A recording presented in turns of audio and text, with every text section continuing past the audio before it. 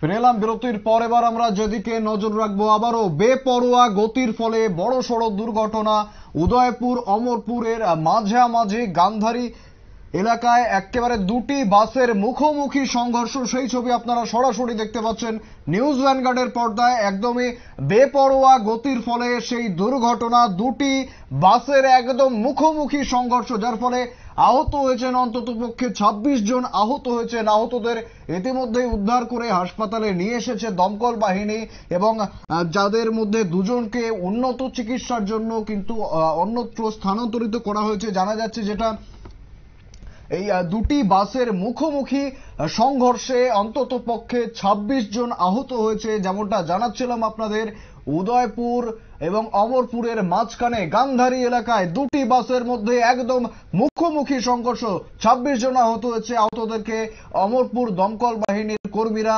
উদ্ধার করে অমরপুর মহকুমা হাসপাতালে নিয়ে এসেছেন, এবং প্রাথমিক চিকিৎসার পর অমরপুর হাসপাতালের দায়িত্বপ্রাপ্ত ডাক্তাররা দুজনকে উন্নত চিকিৎসার জন্য উদয়পুর জেলা হাসপাতালে স্থানান্তরিত করেছে। এবং যাদের মধ্যে একজন রয়েছেন 10 বছরের শিশু নাজির হোসেন, এবং আরেকজন রয়েছেন মানিক কণা ত্রিপুরা, যার বয়স 36 বছর।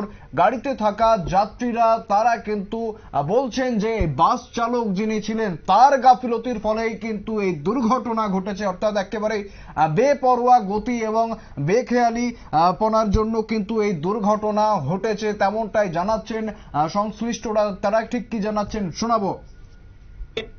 এবং একটা পরবর্তী গাড়ি, বাস গাড়ি মুখোমুখি গান্ধারী সংঘর্ষ হয়েছে। সংঘর্ষে প্রায় 26 জন কম বেশ আহত হয়েছে। দুজনকে অনুমতিত আবার রেফার করা হয়েছে, উদয়পুর রেফার করা হয়েছে। একেবারেই শুনলেন, ঠিক কি জানাচ্ছেন। বেপরোয়া গতির ফলে কিন্তু এই দুর্ঘটনা, ইতিমধ্যেই 26 জন আহত হয়েছেন। আহতদেরকে প্রাথমিক চিকিৎসার জন্য অমরপুর দমকল বিভাগীয় কর্মীরা তারা কিন্তু উদ্ধার করে হাসপাতালে নিয়ে গিয়েছে, এবং দুজনকে উন্নত চিকিৎসার জন্য অন্যত্র স্থানান্তরিত করা হয়েছে। ফিরে আসছে একটি বিরতির পর, সঙ্গে থাকুন।